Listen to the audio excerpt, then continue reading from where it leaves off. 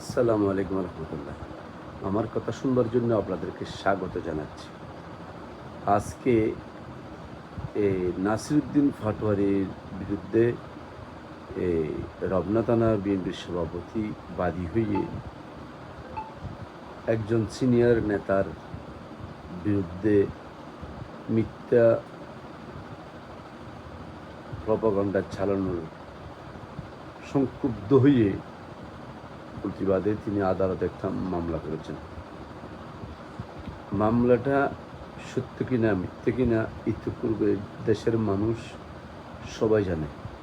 যে হারে নাসিরউদ্দিন পাটোয়ারি একজন সিনিয়র সিটিজেনকে, তিনি সাবেক 2বারের মন্ত্রী ছিলেন, 5বারের এমপি ছিলেন, তিনি আওয়ামী ফেসিবাদের বিরুদ্ধে তিনি সারা জীবন লড়াই করেছেন।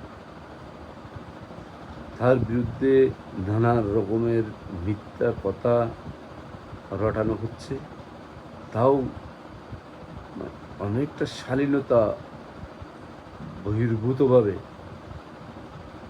বেয়াদ্দপ এবং বেআমল বেয়াক্কল পর্যায়ে তিনি একজন সিনিয়র নেতার বিরুদ্ধে যেভাবে কথা বলেছেন, তার স্বাভাবিকভাবে আমার মনে হয় এই দেশের 90% মানুষ তার এই বেয়াদ্দবি কথাবার্তার বিরুদ্ধে নিন্দা এবং ঘৃণা জানাই।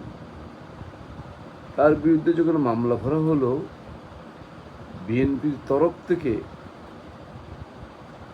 বাদীর বিরুদ্ধে সুখোজ জারি করা হলো। এই বিএনপি যে সুখোজ জারি করলেন, তাহলে কি বিএনপি বেয়াদ্দব লালন করেন, বেয়াদ্দবকে প্রশ্রয় দিচ্ছেন?